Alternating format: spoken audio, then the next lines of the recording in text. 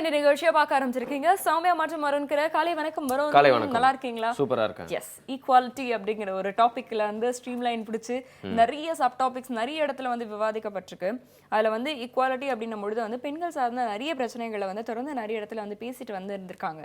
ஆனா on a lighter note இந்த பிரச்சனையை பத்தி நிறைய விஷயங்களை வந்து கொஞ்சம் வேற ஒரு பெர்ஸ்பெக்டிவ்ல இன்னைக்கு நம்ம வந்து பேச போறோம். பிரச்சனையா? அவங்களுக்கு தான் சம உரிமை கிடைக்குது, எனக்கு சம உரிமை கிடைக்குது, அது வரைக்கும் எனக்கு பிரச்சனை இல்லை அப்படிங்கறனால நான் இந்த பிரச்சனையை பத்தி கண்டுக்க தேவையில்லை அப்படிங்கிற மாதிரி வந்து நிறைய பேர் வந்து பாத்தீங்கன்னா கடிவாளம் கட்டின மாதிரி நம்ம சொசைட்டில இந்த மாதிரி பிரச்சனைகள்லாம் இருந்தாலும் இல்லாத மாதிரியே வெளில சொல்லிக்கிட்டு இல்லை நடந்தாலும் அவங்களுக்கு ஒரு பிரச்சனை வரல அப்படிங்கிறனால கண்டுக்காம போய்கிட்டே இருக்காங்க அப்படின்னு சொல்லலாம். பட் பெண்களுக்கான சம உரிமை அப்படிங்கிறது இன்னைக்கு அவங்களுக்கு நிறைய வாய்ப்பு அப்படிங்கிறது வேலையில இருந்தாலும் படிப்புல இருந்தாலும் சரி, அந்த உரிமை அப்படிங்கிறது என்னோட மைண்ட் செட்லையும் ஏத்திக்க வேண்டிய விஷயம் இல்லையா? ஸோ அதுக்கான என்ன உரிமைகள் இருக்கு, என்ன சட்டம் இருக்கு, இந்த மாதிரி நிறைய விஷயங்கள் சொல்றதுக்காக டிஆர் உதயகுமார் அவர்கள் வந்திருக்காங்க. Advocate. Thank you so much for coming sir. மிக்க நன்றி சார்.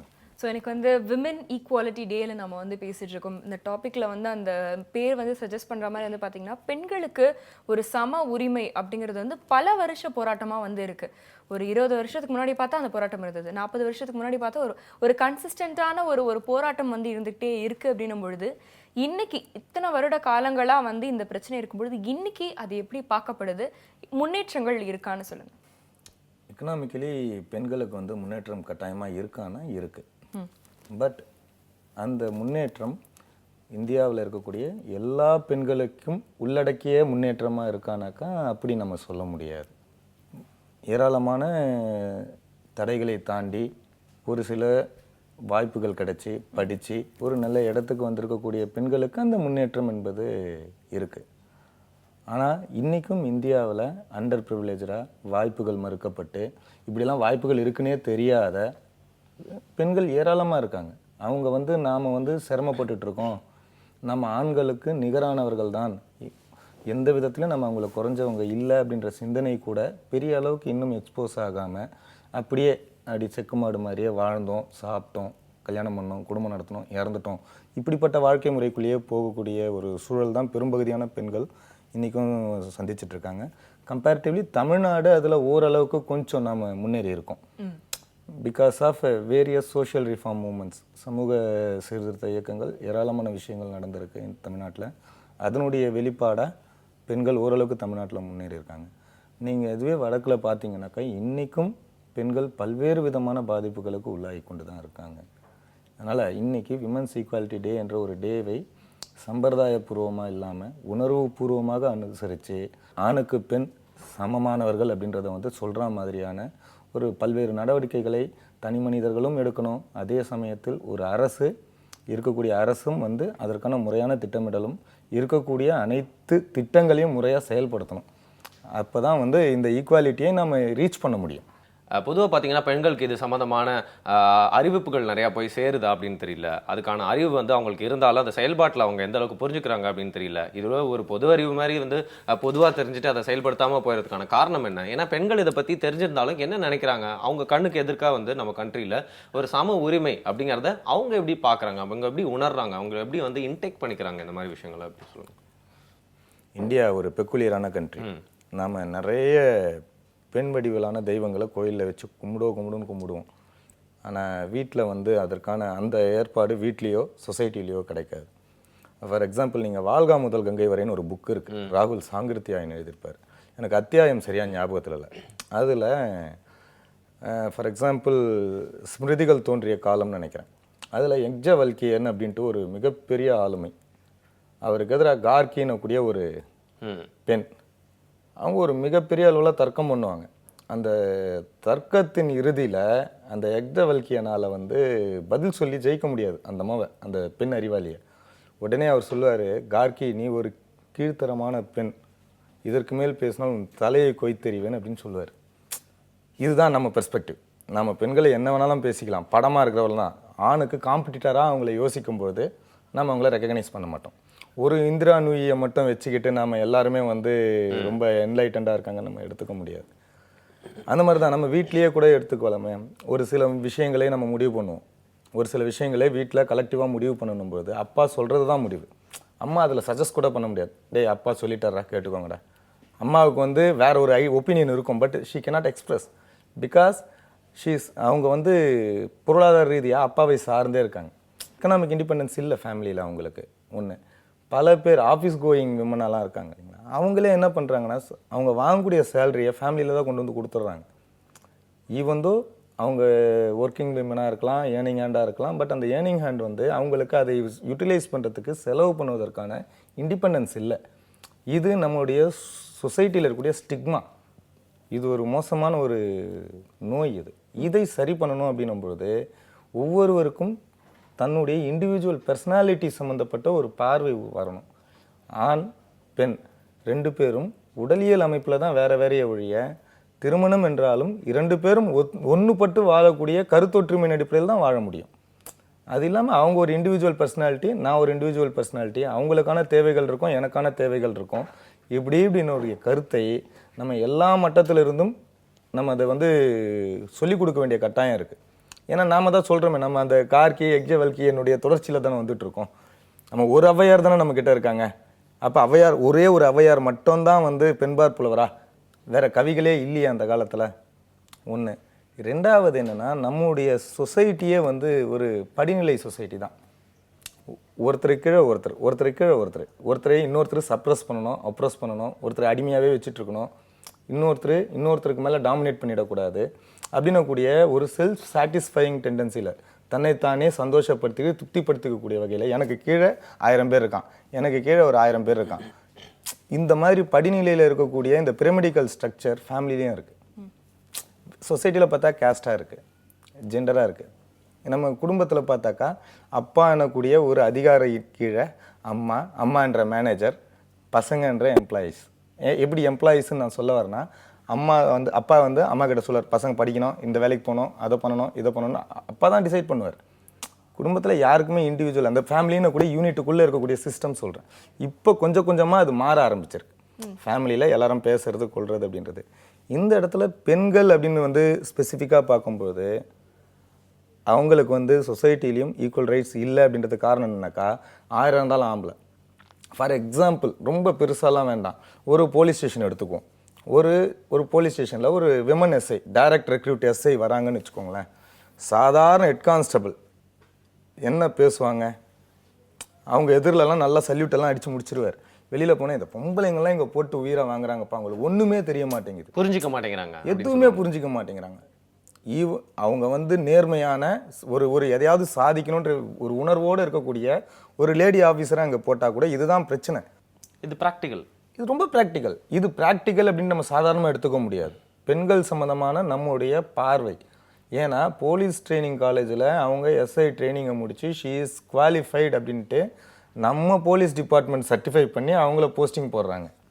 அப்படி போஸ்டிங் போடப்பட்ட டைரக்ட் ரெக்ரூட் எஸ்ஐக்கு இதுதான் நிலைமை. இதை வந்து யார் வேணாலும் சேலஞ்ச் கூட பண்ணிக்கிட்டோம். யதார்த்தத்தில் அவங்க பெண் காவல்துறை அதிகாரிகள் சந்திக்கக்கூடிய சிரமம் இது.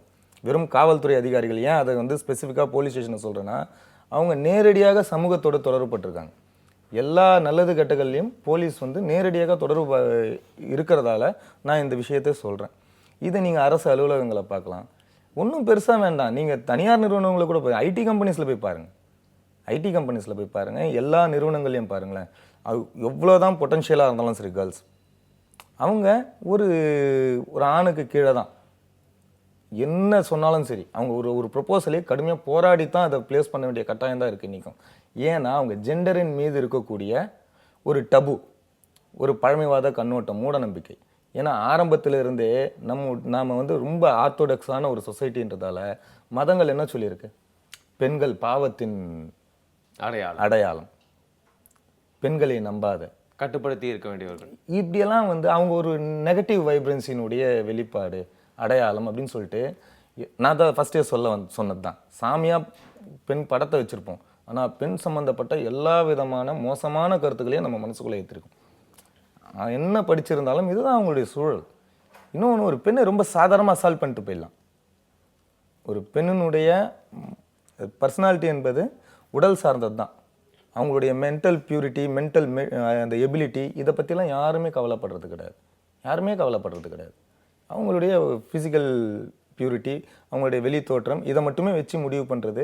அதனால் இவங்க அழகாக இருக்கிறதுக்காகவும் அடுத்தவங்களுடைய பார்வையில் குளிர்ச்சியாக இருக்கிறதுக்காகவும் மட்டுமே இருக்காங்க, இவங்களுக்கு திறமைகள் இல்லை, இப்படின்ற மாதிரியான ஒரு மோசமான பார்வை நம்முடைய மதங்கள் ஏற்படுத்தியிருக்கு.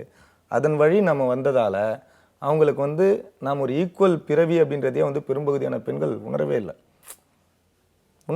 கொஞ்சம் நஞ்சம் வந்து அது நாமெல்லாம் சமமானவர்கள் தான், நம்ம பற்றிய பெண் பற்றிய கருத்துக்கள் சமூகத்தில் நிறைய தவறான கருத்துக்களாக பரவி கிடக்கு, இதையெல்லாம் சரி பண்ணணும், அதெல்லாம் தப்பு, நாம் எல்லாம் யுனைட் ஆகணும், நமக்கான ரைட்டை அசர்ட் பண்ணணும்னு சொல்லக்கூடிய பெண்ணை கிண்டல் பண்ணி வீட்டுக்கு அடங்காதவ இப்படியா பேசி அவங்களையும் வந்து டிமாரலைஸ் பண்ணக்கூடிய ஏற்பாடுகள் இங்கே இருக்குது. அதுக்கு காரணம் என்னன்னாக்கா, குடும்ப அமைப்பு முறை, சொசைட்டி எவால்வ் ஆனதை ஆரம்பத்துலேருந்தே பார்க்கணும். பெண்களுக்கான பிரச்சனையை பற்றி பேசிட்டு இருக்கும்போது பார்த்தீங்கன்னா வட இந்தியாலாம் வந்து வாட்டருக்காக எவ்வளோ தூரம் வந்து பெண்கள் நடந்து போகிறாங்க அப்படிங்கிற மாதிரிலாம் பேசியிருக்கோம். ஸோ பெண்களோட உரிமை அப்படிங்கிறது வந்து பார்த்தீங்கன்னா அவங்க வாழக்கூடிய சூழ்நிலைகள்லையும் ரொம்ப சம்மந்தப்பட்டிருக்கு அப்படிங்கிற நம்மளால் பார்க்க முடியுது. ஸோ கிராமப்புறத்தில் இருக்க பெண்ணுக்கும் நகரப்புறத்தில் இருக்க பெண்ணுக்கும் பார்த்தீங்கன்னா பிரச்சனைகள் இருக்குது, ஆனால் வித்தியாசமான பிரச்சனைகளாக இருக்குது இல்லையா? நிச்சயமா அதை வந்து ஒவ்வொரு தனிப்பட்ட ஒரு நபரை சார்ந்து வந்து அதை அணுகுனா தான் வந்து உண்மையான சொல்யூஷன்ஸ் வந்து வெளியே வரும் அப்படிங்கிறதும் புரியுது. சம்பந்தமான கேள்விகள் இருக்கு, திறந்து பேசலாம். ஒரு சின்ன இடைவேளைக்கு அப்புறமா இது உங்கள் இனிய பாய்.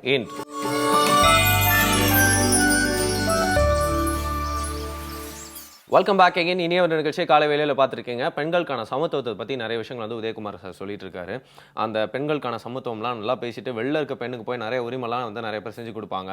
அவங்களோட காதலிக்கு, அவங்களோட வந்து மனைவிக்கெலாம் கூட செஞ்சு கொடுப்பாங்க. ஆனால் வீட்டில் அம்மான்னு ஒருத்தவங்க இருப்பாங்க, அவங்கள வந்து பார்த்தீங்கன்னா ஒரே ஃபார்மேட்டில் தான் நம்ம வந்து பார்த்துட்டு இருக்கோம். அவங்கள நம்ம வந்து பெருசாக வாங்குற வேலைகள்லாம் இருக்கட்டும், அந்த ஒரு ஆட்டிடியூடே வந்து பார்த்தீங்கன்னா வந்து பெண்கள் அப்படிங்கிற ஒரு சமத்துவ உரிமை வந்து மற்றவங்களுக்கு மட்டும்தான். நான் ஒரு ஹிப்போக்ரேட்டாக எங்கள் வீட்டில் அப்படியே தான் செயல்படுவேன் அப்படின்னு சொல்லிட்டு நிறைய பேர் இருப்பாங்க இல்லையா?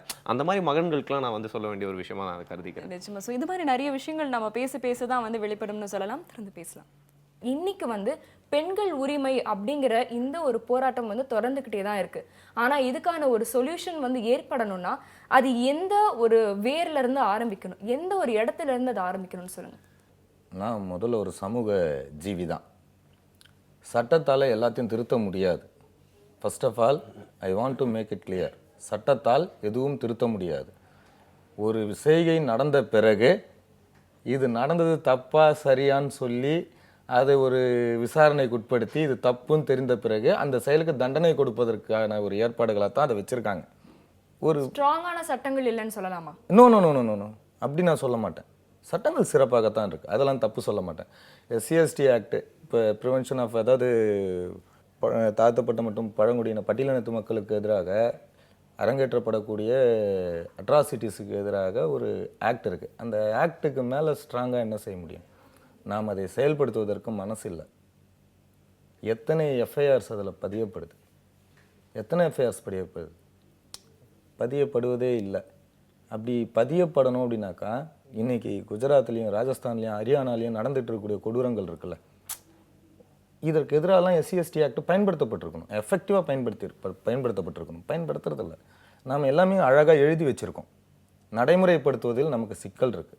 ஃபார் எக்ஸாம்பிள் 33% ரிசர்வேஷன், பெண்களுக்கான 33% ரிசர்வேஷனை நம்ம இதில் வந்து பாராளுமன்றத்தில் கொடுக்கணும்னு நம்ம வந்து சட்டம் 2010 ராஜ்யசபாவில் கிளியர் ஆகுது.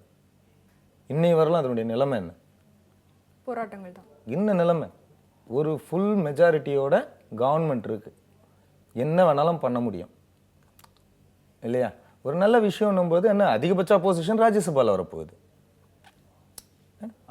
பண்ணுவதற்கு மனசு இல்லை. ஏன்னாக்கா ஒரு பெண் என்னை வந்து கேள்வி கேட்பதா, ஒரு அடையாள குறியீடாக வந்து ஒரு அம்மாவை வந்து துணை சபாநாயகராவோ ஜனாதிபதியாவோ பிரதமராகவோ உட்கார வைக்கிறது இல்லை பெண்களுடைய முன்னேற்றம்.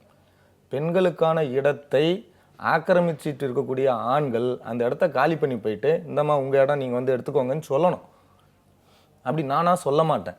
என்னை எடுத்து தூக்கி வீசி எறியறதுக்கான சட்டங்களை உருவாக்கணும். அதற்கான ஒரு முன்வடிவு இருக்குது. அதை கூட வந்து இந்த பாராளுமன்றத்தால் நிறைவேற்றுவதற்கு மனசு இல்லை அப்படின்னாக்கா அந்த அளவுக்கு ஆணாதிக்க மனோபாவம் நம்முடைய ரூலிங் டிஸ்பென்சேஷன் அதிகாரத்தில் இருக்கக்கூடிய மையத்தில் குடிகொண்டு இருக்குன்னு அர்த்தம் இல்லையா? இது தனி மனிதனுடைய பிரச்சனையாக மட்டும் பார்க்க முடியாது, இது ஒரு சிஸ்டத்தினுடைய மனோபாவம். இது சிஸ்டத்தினுடைய மனோபாவம். இந்த சிஸ்டம் அந்த 33% ரிசர்வேஷனே வந்து ஒரு அன்ஜஸ்டிஃபைபிள் ஷேர் தான். 50% இருக்கணும் பெண்களுக்கு. ஆணுக்கு பெண் சரி நிகர் சமம் தானே? வெறும் ஆண் மட்டுமே சமூகத்தில் இருந்தால் சமூகம் முழுமை அடைஞ்சிருமா, இல்லை பெண் மட்டுமே இருந்தால் சமூகம் முழுமை அடைஞ்சிருமா? ஆணும் பெண்ணும் சரிநிகராக இருக்கும் பட்சத்தில் தான் ஒரு முழுமையான சமூகமாக இருக்க முடியும். ஸோ குறைந்தபட்சமாக இருக்கக்கூடிய 33% இடஒதுக்கீட்டை கூட, பெண்களுக்கான இடஒதுக்கீட்டை கூட நிறைவேற்றுவதற்கு மனசே இல்லாத சுச்சுவேஷன் தான் நம்ம வாழ்ற நாட்டில் இன்னைக்கு ப்ரிவைல் ஆயிட்டு இருக்கு. சரி, இன்னைக்கு நம்ம வந்து பெண் விடுதலை அப்படின்னு வந்து பேசும்பொழுது வந்து பெண்கள் எதனால வந்து அவங்களுடைய அந்த உரிமைகள் வந்து அவங்களுக்கு கிடைக்கப்படாததா இருக்கு அப்படின்னு வந்து பாத்தீங்கன்னா வந்து நிறைய இடங்கள்ல, அதாவது நம்ம நகரம் அப்படிங்கிறது மட்டும் இல்லாம கிராமப்புறங்கள்ல எல்லாம் வந்து பாத்தீங்கன்னா ஒரு ஃபேமிலியில வந்து ஒரு ஆண் தான் சம்பாதிக்கிறான். ஒரு பெண் வந்து அவங்களுடைய வாழ்வாதாரத்துக்கே வந்து அந்த ஆணை வந்து சார்ந்து தான் இருக்க வேண்டியதா வந்து ஒரு ஒரு சுச்சுவேஷன் வந்து வருது. அவங்களுடைய குழந்தைகளுக்கு ஏதாவது ஒரு அடிப்படையான ஒரு தேவைகளுக்கு கூட ஆண் தான் வந்து எடுத்துட்டு வந்து கொடுக்கணும். அதனால நான் சொல்றதை கேளு, இந்த மாதிரியான ஒரு மென்டாலிட்டி தான் இருக்கு. இந்த சுய உதவி குழுக்கள்லாம் வந்து வர ஆரம்பிச்சதுக்கு அப்புறம் தான் வந்து பாத்தீங்கன்னா நிறைய பெண்களுக்கு வந்து என்னாலையும் தனியா என்னோட குடும்பத்துக்கு வந்து சப்போர்ட் பண்ண முடியும், ஓகே என்னாலையும் வெளியே போய் வந்து வேலை செய்யறதுக்கான ஒரு ஆப்பர்ச்சுனிட்டி இருக்குன்ற ஐடியாவே அவங்க மூளைக்குள்ள வந்து புகுத்தப்பட்டதுன்னு சொல்லலாம். அதனால நம்ம ஒரேடியா வந்து சுய உதவி குழுக்களை வந்து பத்தி வந்து பேச முடியாது. ஒரு ஒரு அடியா வந்து நம்ம எடுத்து வைக்கிறதுக்கான ஒரு படிக்கட்டுகளா தான் வந்து அது இருக்கு அப்படின்னு வந்து சொல்லலாம் சார்.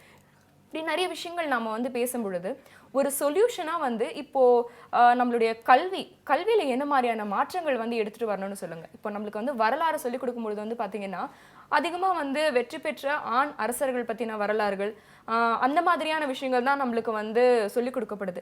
சின்ன வயசுல இருந்து பாத்தீங்கன்னா நம்மளுடைய ரைம்ஸ்ல இருந்து ஆகட்டும் நிறைய விஷயங்கள் வந்து நம்மளுடைய இந்த பழைய, அதாவது வந்து மாற்றப்பட வேண்டிய விஷயங்கள் தான் வந்து திருப்பி திருப்பி சொல்லிக் கொடுக்கப்படுது. ஒரு அப்டேட்டடான விஷயங்கள் வந்து மாணவர்களுக்கு போய் சேர மாட்டேங்குது.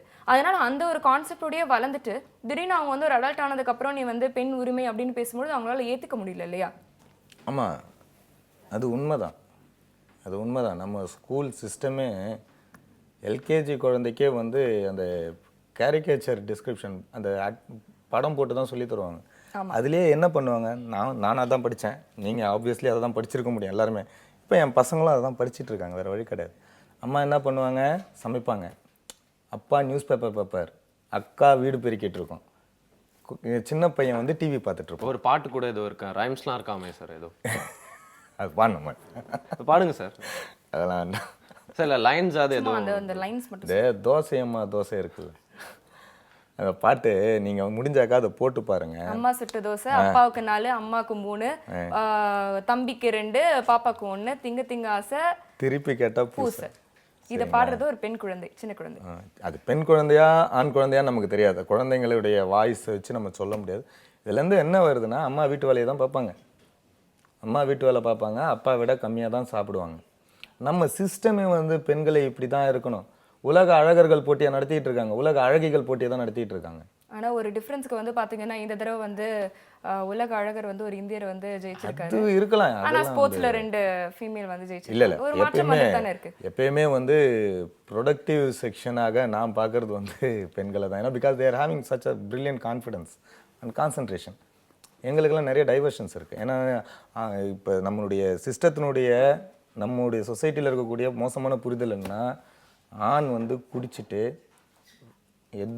எவ்வளோ மோசமான சூழலில் ரோட்டில் படுத்து கிடந்தாலும் ஜனங்க என்ன சொல்லுவாங்கன்னா, இந்த சொசைட்டி என்ன சொல்லலாம், அவன் ஆம்பளை பையன் 1000 பண்ணலாம். அதே ஒரு பெண் ஒரு மாடர்னாக ட்ரெஸ் பண்ணிட்டு போனால் பார், குடும்ப மானத்தை எப்படி வாங்கிட்டு போகிறா பார், அவன் ஒழுக்கம் கெட்டு கிடக்கிறான், அவனை வந்து இந்த சொசைட்டி எந்த கேள்வியும் கேட்காது. ஒட்டுமொத்த இந்த சமூகத்தினுடைய எல்லா மாண்புகளையும் விழுமியங்களையும் தலையில் தூக்கி சுமக்க வேண்டியது பெண்கள் தான்.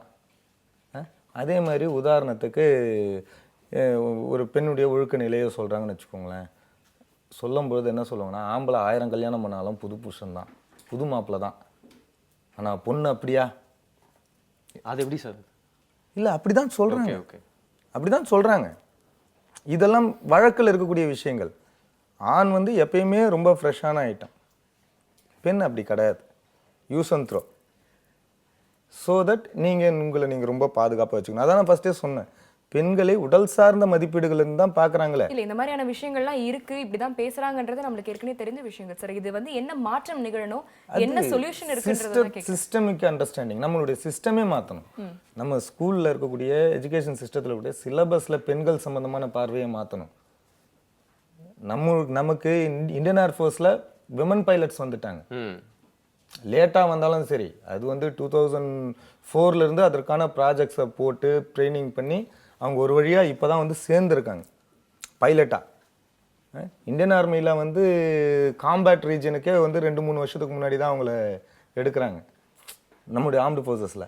இதெல்லாம் செகண்ட் வேர்ல்டு வாரில் ஜெர்மனிலையும் அமெரிக்காலையும் செகண்ட் வேர்ல்டு வார்லேயும் வந்துட்டாங்க காம்பேட் ஜோனுக்கு.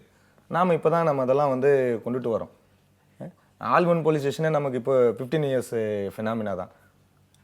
பெண்களை வந்து முன்னேற்றுவது அப்படின்றது வந்து ஒரு கவர்மெண்ட் நினைத்தால், அரசு இயந்திரம் நினைத்தால் எல்லாத்தையும் மாற்ற முடியும். அந்த நினைக்கக்கூடிய அரசு இயந்திரம் நமக்கு இல்லை இன்னைக்கு. இதுதான் பிரச்சனை. எஜுகேஷன் சிஸ்டத்தில் நாம் கொண்டு வர வேண்டிய மாற்றங்கள் என்ன? இந்தியாவில் சுதந்திர போராட்ட காலத்தில் என்ன வந்தது? அன்னி பெசன்ட்லாம் கலந்துக்கிட்ட ஃபஸ்ட்டு விமன்ஸ் கான்ஃபரன்ஸ் கல்கட்டாவில் அவங்களுடைய தீர்மானமே என்னன்னாக்கா விமன் எம்பவர்மெண்ட் தான், விமன் ஈக்குவாலிட்டி தான். ப்ரீ இண்டிபெண்டன்ட் பீரியட்லேயே நேருனுடைய நேரடி கைடன்ஸில் கூடின அந்த கூட்டம். சப்சீக்வெண்ட் டு தட் அவங்க எல்லாமே பண்ணிவிட்டு எல்லா விதமான நடவடிக்கைகளும் வந்து 1947 ஃப்ரீடமும் வாங்கிட்டோம். ஃப்ரீடம் வாங்கின பிறகு அதுக்கு முன்னே கராச்சியில் நடக்கக்கூடிய ஹிஸ்டாரிக் கான்ஃபரன்ஸில், காங்கிரஸ் கான்ஃபரன்ஸில் என்ன சொல்கிறாங்க? ஈக்குவாலிட்டி டு விமன் அப்படின்றான். நம்ம கான்ஸ்டியூஷன்லேயும் அதில் அழகாக எழுதி வச்சிட்டோம். என்ன சர்க்கரையை பேப்பரில் எழுதிட்டோம், மெட்டீரியலாக கையில் எடுக்காமல். இன்னி வரலும் அதற்கான வாய்ப்பை வந்து உருவாக்கவே முடியல. காரணம் நம்முடைய ஆர்த்தோடாக்ஸ் டெண்டன்சி, நம்முடைய பழமைவாத மனோபாவம்.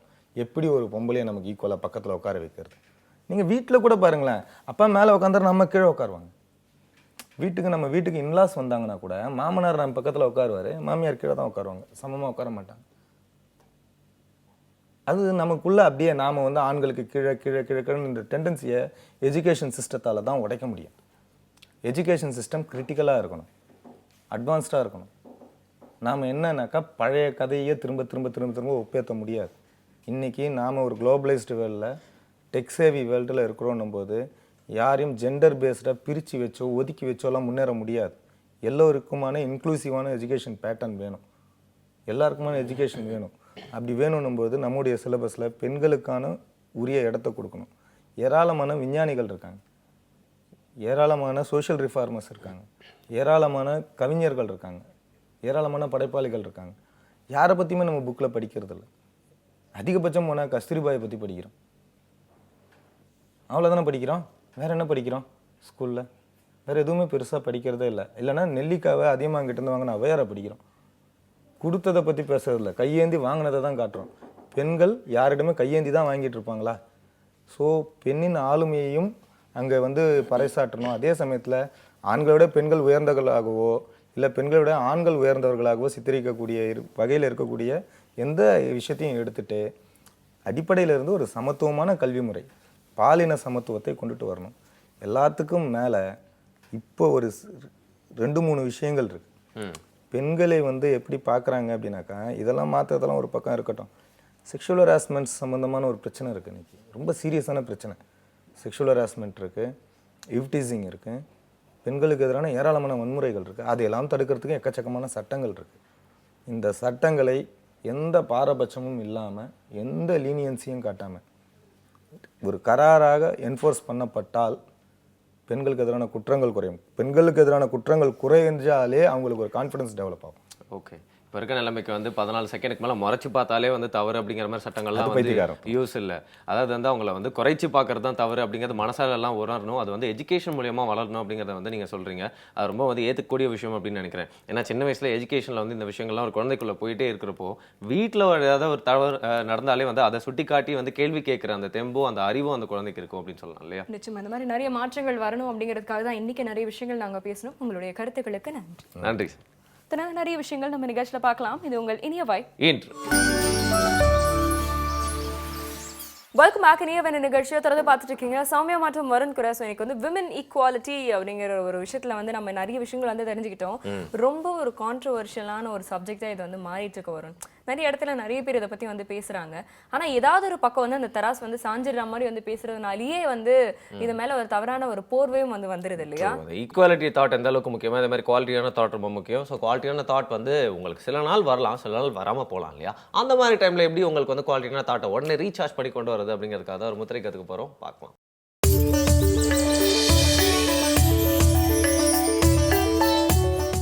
வணக்கம். நலம்பெறும் முதிரைகள் மற்றும் விரல்களை மருத்துவர் வரிசையில் இன்றைக்கி நம்ம பார்க்க போகிறது உணவு நஞ்சாதல் அப்படின்ற ஒரு பிரச்சனை, அதாவது ஃபுட் பாய்சனிங் அப்படின்னு சொல்கிறோம். இன்றைக்கி வந்து நாம் பெரும்பாலும் வெளியிடங்களில் சாப்பிட்டு பழகிட்டோம். அதனால் வந்து என்ன விதமான உணவில் சமைக்கிறாங்க, என்ன விதமான பொருட்களில் சமைக்கிறாங்க அப்படின்றது தெரியல நமக்கு. அதன் காரணமாக ஒவ்வாமை அப்படின்றது வந்துச்சுன்னா என்னென்ன கண்டுபிடிக்க முடியாது நமக்கு. இந்த மாதிரி பிரச்சனைகள் வந்துச்சு அப்படின்னா அதுக்கான அறிகுறிகள் பார்த்திங்கன்னா வயிறு வந்து அப்படியே பொறுமிட்டு இருக்கும். வயிறு பொறுமுதல் அப்படின்னா வயிறு வந்து அப்படியே வீங்கிட்டு இருக்கிற மாதிரி இருக்கும், கல் மாதிரி கெட்டி ஆயிரும். அதுக்கப்புறம் வந்து பார்த்திங்கன்னா வாந்தி வர்ற மாதிரி இருக்கும், ஆனால் வராது. நம்ம உடம்பு இயற்கையிலேயே இந்த மாதிரி உள்ள ஏதாவது போய் தேவையில்லாத விஷயங்கள் இருந்துச்சுன்னா வாந்தி எடுக்கக்கூடிய தன்மையில் இருக்கும். ஆனால் நாம் வந்து அந்த உணர்வுகளை அடக்கி அடக்கி பழகி எந்த ஒரு உணர்ச்சியுமே வெளியில் வரவிடாமல் நம்ம செஞ்சிடறோம். அந்த முன்னெச்சரிக்கை நடவடிக்கைன்னு கூட சொல்லலாம். அப்போ என்னன்னா தானாக செய்ய வேண்டிய வேலையை செய்ய விடாமல் இருப்பதன் மூலமாக நம்ம உடம்புக்கு சில தொந்தரவுகள் வருது. இந்த உணவு ஒவ்வாமை வந்துருச்சுன்னா தானாகவே வாந்தி வந்துடும். ஆனால் வாந்தி வராமல் நம்ம அதை கட்டுப்படுத்தி என்ன நடக்குது அப்படின்னா நஞ்சு உடம்பு முழுவதும் பரவிடுது. இயற்கை மருத்துவர்கள்லாம் இன்றைக்கே என்ன அப்படின்னு பார்த்தீங்கன்னா வாந்தி எடுத்தலை வந்து ஒரு அருமையான ஒரு வைத்திய முறையாகவே வச்சுருக்குறாங்க. இப்போ இந்த வாந்தி எடுத்தல் அப்படின்றது நடக்காமல் போச்சு அப்படின்னா அந்த வயிறு பொறுமுதல் இருக்கும், வயிற்றில் வலி இருக்கும், ஒரு விதமான துர்நாற்றம் வாய் வழியாக வீசும், சோர்வாக இருக்கும், அதீதமாக பார்த்திங்கன்னா படபடப்பு மயக்கம் வந்துடும். இந்த மாதிரி இருக்கும்போது சில சமயம் பேதி ஆகும். இதெல்லாம் நடந்துட்டு இருந்துச்சு அப்படின்னா ரொம்ப சோர்வாக ஆயிரும். இதிலிருந்து சரி பண்ணிக்கிறதுக்கு சில முதிரைகளையும் மூலிகைகளையும் நம்ம இப்போ பார்ப்போம். உணவு ஒவ்வாமை அப்படின்னு தெரிஞ்ச உடனே நம்ம என்ன பண்ணணும்னா முக்கியமாக இந்த 3 விரல்களையும் நீங்கள் கவனமாக வச்சுக்கோங்க. 1 2 3 இந்த 3 விரல்களை பயன்படுத்தி பெருவிரல் மூலமாக செய்யக்கூடிய முதிரைகள் வந்து நமக்கு இந்த உணவு குழாய் மற்றும் இரைப்பை அப்புறம் சிறுகுடல் முன்பகுதியில் ஏற்படக்கூடிய பிரச்சனைகளுக்கு தீர்வாக அமையும். இந்த 3மே அதை எப்படி செய்ய போகிறோன்னு பாருங்கள். 3 முதிரைகளை செய்ய போகிறோம். முதல் முதிரை வந்து தேனி முதிரை. உங்களுடைய ஆள்காட்டி விரலை பெருவிரல் கடியில் சுருட்டி இப்படி வச்சுட்டு பெருவிரலை கொண்டு வந்து நடுவிரலினுடைய முதல் கோட்டு பக்கவாட்டில் தொடணும். இது முதல் முதிரை. இரண்டாவது வாயு முதிரை. உங்களுடைய ஆள்காட்டி விரலை மடித்து பெருவிரல் அடியில் வச்சு இது மாதிரி பெருவிரலை அது மேலே வச்சு பிடிச்சிக்கணும். இது இரண்டாவது முதிரை. மூன்றாவது முதிரை அபான முதிரை.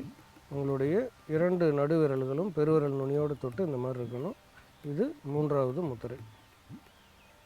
உணவு ஒவ்வாமையினால் ஏற்படக்கூடிய பிரச்சனைகளுக்கு தீர்வாக மூலிகை என்ன பார்க்கலாம் அப்படின்னு பார்த்தீங்கன்னா அஞ்சரை பெட்டி வைத்தியம் அப்படின்னு சொல்லக்கூடியதில் இருக்கக்கூடிய ஜீரகம், கொத்தமல்லி, மிளகு இது 3ஐயும் நம்ம பயன்படுத்த போகிறோம்.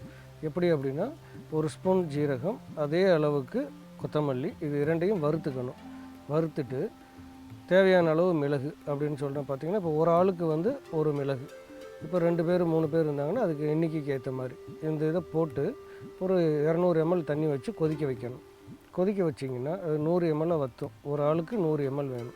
அந்த 100 ml தண்ணியை வடிகட்டி எடுத்துட்டு தேவையான அளவு நாட்டு சர்க்கரை பயன்படுத்தணும். இந்த நாட்டு சர்க்கரை வந்து மஞ்சளாக இருக்கிறதெல்லாம் வாங்காதீங்க, அது இயற்கையான நிறத்தில் இருக்கிற மாதிரியான நாட்டு சர்க்கரையை வாங்கி பயன்படுத்துங்க. தேவையான அளவு நாட்டு சர்க்கரை கொஞ்சம் அதிகமாகவே போடலாம். போட்டு நல்லா கலக்கிட்டு வெதுவெதுப்பான சூட்டில் அதை குடிங்க. இந்த உணவு ஒவ்வாமையினால் ஏற்பட்ட அத்தனை பிரச்சனைகளுமே உடனடியாக கட்டுப்பாட்டுக்குள்ளே வரும். வெளியே இந்த பிரச்சனையெல்லாம் வீட்டில் வந்து எழுதி ஒட்டி வச்சுக்கோங்க. ஏன்னா யாருக்கு வேணாலும் இது பயன்படும், அனைவரும் பயன்படுத்த வேண்டும் அப்படின்றதுக்காக தான் இந்த பழைய முறைகள் எல்லாம் இப்போ உங்களுக்கு சொல்லி கொடுத்துட்ருக்குறேன். நீங்களும் மறக்காமல் மற்றவர்களுக்கு கற்றுக் கொடுங்கள். நலம் பெற வாழ்த்துகிறேன். மீண்டும் சந்திப்போம். வணக்கம். நிறைய பீப்புள் வந்து தொலைதூரம் வந்து பயணம் பண்ணி வந்து பார்த்தீங்கன்னா இந்த பில்கிரிமேஜ் மாதிரி பண்ணி வந்து அங்கே போயிட்டு ஒரு நல்ல விஷயம் பண்ணிட்டு வந்தால் பாவம்லாம் கழியும், மனசுக்கு வந்து சாந்தி ஏற்படும் அப்படிலாம் சொல்கிறாங்க. பட் நம்ம மனசுக்கு உட்கார்ந்த இடத்துலேருந்தே வந்து பீஸ் அப்படிங்கிற விஷயத்தை கொண்டு வரலாம். அது வந்து நம்ம எல்லாக்கிட்டையும் ஸ்ப்ரெட் பண்ணலாம் அப்படிங்கிறத வந்து ஒரு வித்தை மூலியமாக ஒரு கலை மூலியமாக கற்றுக்கிட்டு இருக்கோம் டெய்லி. அதுவும் ஒரு முத்திரையாக கற்றுக் கொடுக்குறாங்க அப்படிங்கிறது ரொம்ப ஈஸியாகவும் ஃப்ரீ ஃப்ளோயிங்காகவும் இருக்குது அப்படின்னு சொல்லுவாங்க. ஈஸியாக இருக்கிறது தான் இன்னைக்கு வந்து ஹாட் செல்லிங்காக வந்து இருக்கும் இல்லையா? ஆனால் உண்மையான நல்ல விஷயம் ஈஸியாக கிடைக்கிறது நம்மளுக்கு ஒரு வரப்பிரசாதம் அப்படின்னு சொல்லிட்டு ஒரு சின்ன இடைவெளிக்கு அப்புறம் தொடர்ந்து பேசலாம். இது உங்கள் இனிய வாய் என்று வெல்கம் பேக். இனியவன் நிகழ்ச்சியை தொடர்ந்து பார்த்துட்டு இருக்கீங்க. சௌமியா மற்றும் வருண்குற இந்த ஒலிம்பிக் போட்டிகள் வந்து நடக்கும்பொழுது எந்த அளவுக்கு வந்து வின் பண்ணவங்களுக்கு வந்து ஒரு பெரிய அப்ரிசியேஷன் இருந்ததோ, அதே சமயம் வந்து பார்த்தீங்கன்னா லூஸ் பண்ணவங்களையும் வந்து ரொம்ப கிரிட்டிசைஸ் பண்ண ஆரம்பிச்சிட்டாங்கன்றதும் வந்து ஒரு நிதர்சனம் தான். எப்படிங்க கேட்டால் வாட்டர் பாட்டிலே கொடுக்கல அப்படின்னா எப்படி தண்ணி குடிக்காம எப்படி ஓடுவாங்க? ஸோ இது மாதிரி நிறைய விஷயங்கள் வந்து வந்தது. அதே மாதிரி வந்து பார்த்தீங்கன்னா இது மூலயமா இன்னைக்கு விமன் ஸ்போர்ட்ஸ் பர்சன்ஸை வந்து என்கரேஜ் பண்ற அந்த ஒரு மென்டாலிட்டி வந்து அதிகமாக இருக்கு அப்படிங்கிறது வந்து ஒரு பெரிய ஒரு சக்ஸஸா வந்து இருக்கு. ஸோ ஒரு பெரிய மாற்றத்துக்கு வந்து ஒரு சக்ஸஸ் எந்த அளவுக்கு உதவியா இருக்குன்றது வந்து நம்மளுக்கு புரியுது இல்லையா? பட் நீங்க எப்படி சொல்றீங்க, நம்ம வந்து நடந்ததே நல்லது அப்படின்னு நினைச்சு பெருமைப்படுறோம். பட் இங்கிலாந்துல வந்து ஒரு காமெடியன் என்ன பண்ணிருக்காரு அப்படின்னு பாத்தீங்கன்னா, அப்பா 120 கோடிக்கு மேல இருப்பாங்களாம், ஆனா 2 லூசிங் மெடல் வாங்கிட்டு இவ்வளவு பெருமையா வந்து அதை கொண்டாடுறாங்களாம், இவ்வளவு பரிசு தொகை எல்லாம் தூற்றட்டும் அப்படின்னு சொல்லிட்டு நம்மளுடைய இந்த ஒரு வெற்றியை வந்து பாத்தீங்கன்னா நாம கொண்டாட ஆரம்பிச்சா தான் வந்து அடுத்தடுத்த வெற்றிகள் வந்து நம்மளால வந்து கைப்பற்ற முடியும் இல்லையா? கண்டிப்பா. இப்போ வெற்றியை கொண்டாடி வச்சாதான் வெற்றினா எப்படி இருக்கும்னு அடுத்த ஒலிம்பிக் வரைக்கும் ஞாபகமா வச்சுக்க முடியும் அப்படின்னு சொல்றாங்க. இதே மாதிரி நிறைய விஷயங்கள் நம்ம ஞாபகம் வச்சுக்கணும்னா பாசிட்டிவ் தாட்டோடய இருக்கணும். பட் ஹெல்த் ரொம்ப முக்கியம் அப்படிங்கறனால டாக்டர் என்ன சொல்றாரு அப்படிங்கறத கொஞ்சம் கேட்டலாம்.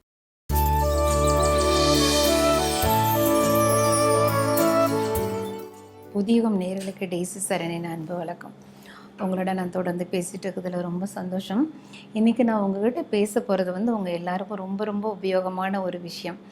நம்மள நிறைய பேர் வந்து டாக்டர்கிட்ட போயிட்டு வந்து எனக்கு அது இருக்குது, எனக்கு வந்து பிசிஓடி இருக்குது, கர்ப்பப்பையில் கட்டிகள் இருக்குது, இல்லை ஆண்கள் வந்து சொல்லுவாங்க எனக்கு வந்து பிபி ரொம்ப ஜாஸ்தியாகிடுச்சு, எனக்கு டயபெட்டிக் ஃபவுண்ட் ஆயிடுச்சு, அந்த மாதிரி ஏதோ வியாதிகளை வந்து பார்ப்போம் சொல்லுவாங்க. அப்போ வந்து மேக்ஸிமம் இந்த டாக்டர்ஸ் வந்து கேட்குறதெல்லாம் நாங்கள் எங்களோட டாக்டர்ஸ் என்ன கேட்பாங்க, நீங்கள் எத்தனை மணிக்கு எழுந்திருப்பீங்க, என்னென்ன வேலை செய்வீங்க, உங்களோட ஒரு டே ரொட்டீன் அப்படி சொல்லுங்கள். நிறைய பேர் என்ன சொல்லுவாங்க, நான் காலையில் அது பண்ணுவேன் இது பண்ணுவேன், 10 மணிக்கு வந்து எனக்கு காலையிலே வேலை முடிஞ்சிடும், அப்புறம் நான் ஒரு ஆஃபீஸில் போய் உட்காந்துக்குவேன், என்னோடய வேலையே வந்து ஏசி ரூமில் சிஸ்டம் முன்னால் தான் நான் செய்கிற வேலை, காலையிலேருந்து நைட்டு வரைக்கும் அந்த ஏசி ரூமில் அப்படி உட்காந்து ஈவினிங் வரைக்கும் நான் செய்வேன், அப்புறம் என்ன பண்ணுவீங்க அப்படின்னு நாங்கள் கேட்போம். உடனே வீட்டுக்கு வந்துடுவோம், வீட்டுக்கு வந்து கொஞ்ச நேரம் டிவி பார்ப்போம், கொஞ்ச நேரம் ஃபோனில் வந்து வாட்ஸ்அப் ஃபேஸ்புக்கெலாம் பார்ப்போம், அப்புறம் நைட்டு இத்தனை மணிக்கு சாப்பிடுவோம், இத்தனை மணிக்கு தூங்குவோம்.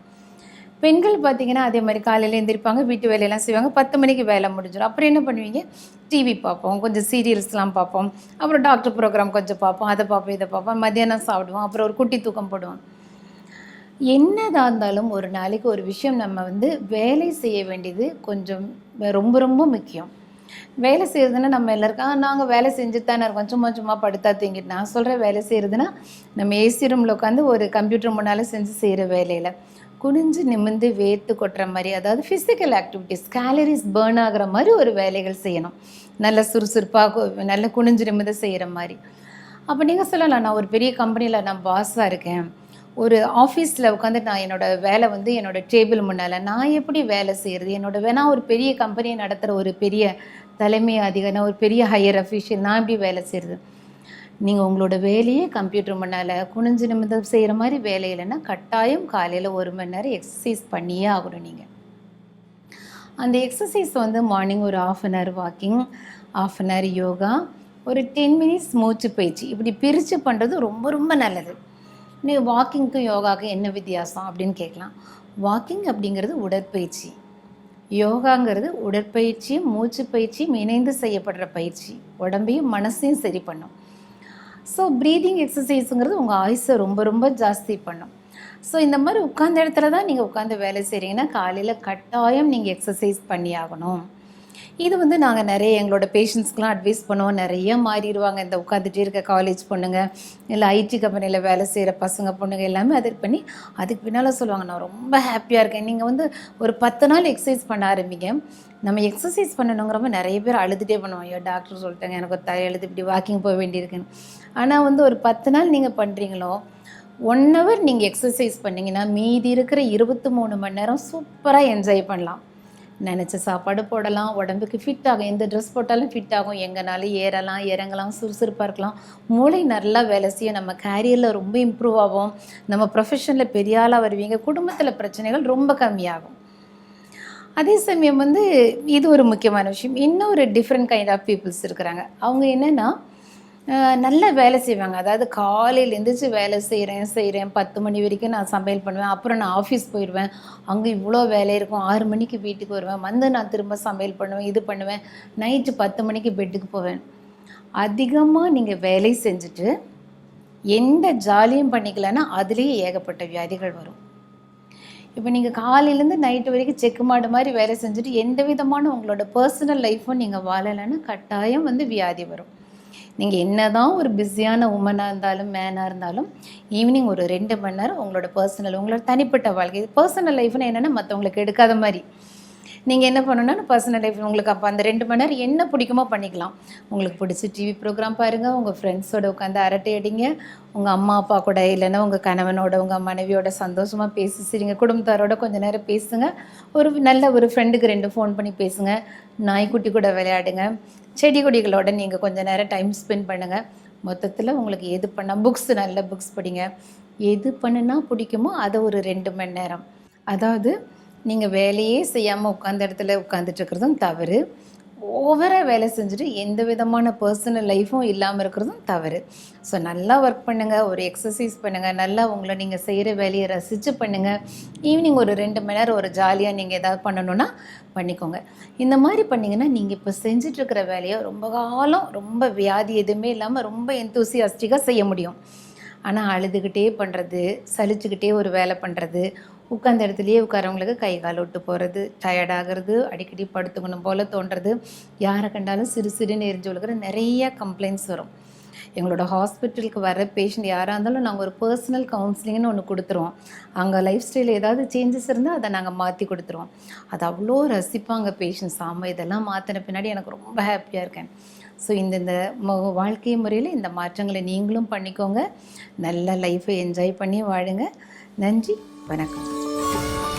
நம்ம லைஃப்ல நம்மளுக்கு யார் வந்து நம்மளுக்கு தெரிஞ்சும் தெரியாமலும் நல்லது பண்ணிட்டே இருக்காங்களோ அவங்க தான் நம்மளோட லைஃபோட டாக்டர். பட் ஹெல்த்தோட டாக்டர் சூப்பரான நிறைய விஷயங்கள் வந்து சொல்லிட்டு போயிட்டாரு. ஒரு சின்ன பிரேக் எடுத்துக்கலாம், அதுக்கப்புறம் நிறைய விஷயங்களை தொகுத்து வரங்க நாங்க காத்துட்டு இருக்கோம். இது உங்கள் இனிய பாய்.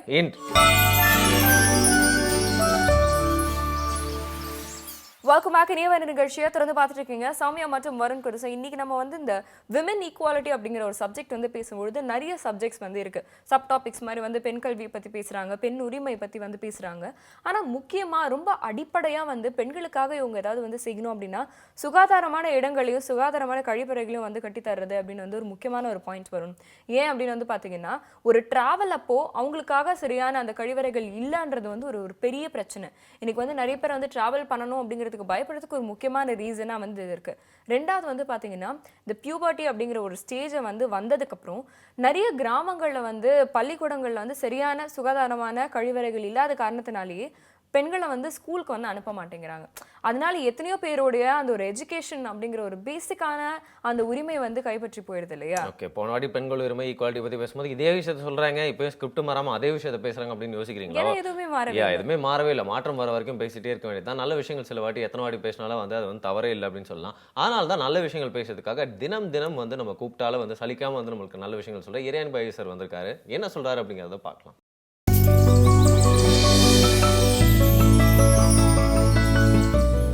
வணக்கம்.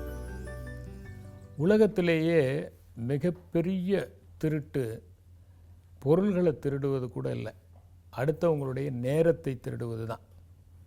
பொருளை திருடுறதுங்கிறது அது சிஆர்பிசி ஐபிஎஸ்சி இதனால் தண்டிக்கப்படுது. ஆனால் நேரத்தை திருடுறதை யார் தண்டிக்க முடியும்? ஆக தண்டிக்கவே முடியாதது திருடுறது தானே மிகப்பெரிய தப்பு. தண்டிக்க முடிஞ்சதை திருடினா அது மாட்டிக்கிடுவாங்க. ஆனால் தண்டிக்க முடியாத ஒரு குற்றத்தை செஞ்சால் அது எவ்வளோ பெரிய தவறு. அதனால தான் நேரத்தை நாம் திருடக்கூடாது. எல்லாருடைய நேரமும் ப்ரீஷியஸ். ஒரு காலத்தில் சொல்லுவாங்க, சொன்ன சொல்லையும் எரிந்த கல்லையும் இழந்த நேரத்தையும் திரும்ப பெற முடியாது. இப்போ நம்ம இன்னும் ஒரு 2-3 சேர்த்துக்க வேண்டியிருக்கு. சொன்ன சொல்லையும் எரிந்த கல்லையும் அனுப்பிய குறுஞ்செய்தியையும் இழந்த நேரத்தையும் நாம் மீட்க முடியாது. அப்படின்னா ஒரு தடவை நீங்கள் அனுப்பிச்சிங்கன்னா அனுப்பிச்சது தான். இப்போ நேரத்தை திருடுறது எவ்வளோ பெரிய தவறு அப்படிங்கிறத நம்ம முதல்ல புரிஞ்சுக்கணும். ஒரு ஸ்டேஜ் வரைக்கும், ஒரு 20 வயசு வரைக்கும் என்னென்னா நிறைய நேரம் இருக்கிற மாதிரி தோணும். ஒரு 30 வயசு வரும்போது தான் நமக்கு நேரம்னா எவ்வளோ ப்ரீஷியஸ் அப்படிங்கிறது தெரியும்.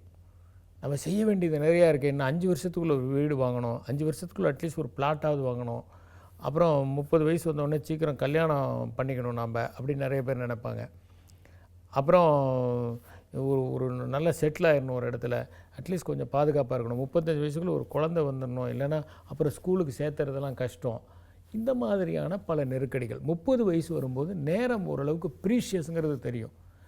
40 வயசு வரும்போது இந்த நேரம் வந்து ரொம்ப ரொம்ப முக்கியமானது அப்படிங்கிறது புரியும். ஒரு 50 வயசு வரும்போது இன்னும் கொஞ்ச நாள் தான் இருக்குது, ரொம்ப நாள் இல்லை, இது ரொம்ப நம்ம சிக்கனமாக செலவு பண்ணணும். ஏன்னா இந்த 25ஆம் தேதி வரும்போது தான் பணத்தினுடைய அருமை தெரியும். 1ஆம் தேதி அன்னைக்கு அருமை தெரியாது, 25ஆம் தேதி வரும்போது தான் அருமை தெரியும். ஐயோ இவ்வளோ தானே பணம் இருக்குது, 5 நாள் இதை வச்சே ஓட்டணுமே அப்படின்னு ரொம்ப சிக்கனமாக இருக்க ஆரம்பிப்பாங்க. அதனால் அந்த மாதிரி ஒரு 50 வயசு வரும்போது தான் நம்ம எவ்வளோ நேரத்தை வேஸ்ட் பண்ணிட்டோம், இனிமேலாவது நம்ம ப்ராப்பராக செலவு பண்ணோம் அப்படிங்கிற எண்ணம் வரும். அதனால் நேரத்தை திருடுவது தான் மிகப்பெரிய திருட்டு. இல்லை சில பேர் அந்த அடுத்தவங்க நேரத்தை திருடுறமேங்கிற கொஞ்சம் கூட இங்கிதமே இல்லாமல் இருப்பாங்க. கொஞ்சமாவது நமக்கு ஒரு ஃபீலிங் இருக்கணும், அடுத்தவங்களுடைய நேரத்தை நம்ம இவ்வளோ தான் எடுத்துக்க முடியும். ஒருத்தட்ட போகிறோம், ஒரு ஹெல்ப் கேட்குறோம், போனோம், ஒரு ஹெல்ப் கேட்டோம், இது கொஞ்சம் பார்த்து செய்யுங்கன்னு ஒரு 2 நிமிஷத்தில் வந்துடணும். அப்படி கிடையாது. அங்கே போக வேண்டியது, அப்படியே சம்பரமாக உட்காந்துக்க வேண்டியது, உட்காந்துக்கிட்டு எப்படி இருக்கிறீங்க ஏது இருக்கிறீங்கன்னு பேச வேண்டியது, ஒரு 10 நிமிஷம் பேச வேண்டியது. சரி அவர் பார்ப்பார் நமக்கு அடுத்த வேலை இருக்கேன்னு, எப்படி சொல்கிறதுன்னு. எல்லாம் மீட்டிங்க்கு ரெடியாக ஆகிட்டாங்களா அப்படின்னு ஒரு பெல் அடித்து சொன்னாலும் இவங்க சரிங்க அப்படின்ட்டு இவங்க சாதாரணமாக பேசிகிட்டு இருப்பாங்க. மீட்டிங் தானே சார், நீங்கள் போயிட்டு வாங்க சார், நாங்கள் வெயிட் பண்ணுறோம் அப்படிம்பாங்க. அவருக்கு திக்குன்னு இருக்குது. ஏன்னா இல்லாத மீட்டிங் அவர் இருக்கிறதா சொல்லி இவங்களை எப்படியாவது அனுப்பணும்னு முயற்சி பண்ணியிருக்காரு. ஆனால் இவங்க சார் மீட்டிங் முடிச்சுட்டு வாங்க சார், நாங்கள் வெயிட் பண்ணுறோம் சார், எங்களுக்கு ஒன்றும் அவசரம் இல்லை. அப்போ இன்னொருத்தர் வருவார், சரிங்க உங்களது சொல்லிடுங்க, நான் அப்புறம் இவங்ககிட்ட சார் அவரை பேசி அனுப்புங்க சார், நாம் நிதானமாக பேசிக்கலாம் அப்படிம்பாங்க. இவருக்கு திக்குன்னு இருக்கும், இப்படியாவது இவங்களை வெளியே அனுப்பலான்னு பார்த்தா சரி ஒரு டீ ஆர்டர் பண்ண. டீ வந்துருச்சுன்னா என்ன அர்த்தம்? டீயை சாப்பிட்டோம்னா இடத்த காலி பண்ணுங்கிறதுக்கான ஒரு சூசகமான தகவல் தான் டீ. எந்த இடத்துக்கு நீங்கள் போனாலும் வந்து ஆஃபீஸில் டீ குடித்தா காலி பண்ணிவிட்டு உடனே காலி பண்ணணுங்கிறது புரிஞ்சுக்கோங்க. டீயை காலி பண்ணணும், அப்புறம் இடத்த காலி பண்ணணும். சில பேர் டீயை சாப்பிட்டு லஞ்ச் வரைக்கும் நாங்கள் வெயிட் பண்ணுறோம் சார், ஒன்றும் பிரச்சனை இல்லைன்னு சொல்கிற ஆளுங்கள்லாம் இருக்கிறாங்க.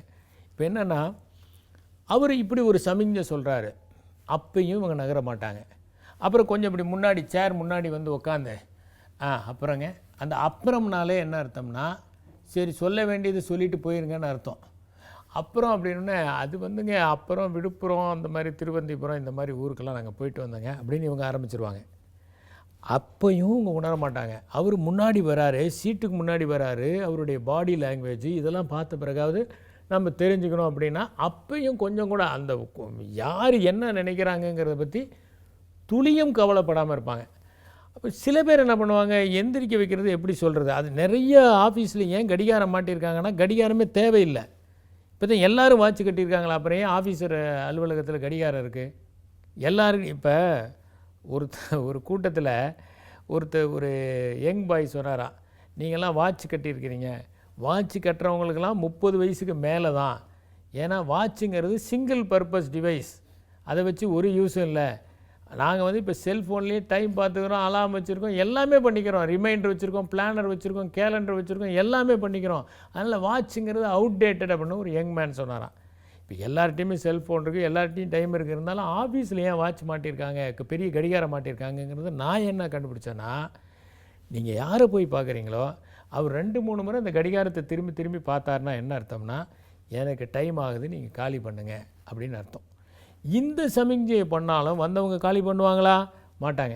என்ன சார் கடிகாரம் வந்து நல்லா இருக்கே சார், புதுசா பிரமாதமாக இருக்குது சார், எங்கே சார் வாங்கினீங்க அப்படின்னு அதையும் ஒரு பாயிண்ட் ஆக்கி ஒரு கமாவாக்கிடுவாங்க. அவர் முற்றுப்புள்ளி ஆக்கணும்னு நினைக்கிறாரு, அதையும் ஒரு பாயிண்ட்டு. அப்புறம் வேறு வழியே இல்லாமல் இப்படி எந்திரிச்சு நின்னாங்கன்னு வச்சுக்கோங்க, அப்போ உடனே இவங்களும் எந்திரிச்சு நிற்பாங்க. என்ன சார் தேடுறீங்க அப்படிம்பாங்க. இல்லைங்க அப்படி எந்திரிச்சுன்னா இதுக்கு மேலே என்ன தான் சொல்ல முடியும், அவர் என்ன கதவுக்கிட்ட கூட்டிகிட்டு போய் உங்களை என்ன கழுத்து பிடிச்சி தள்ளவா முடியும்.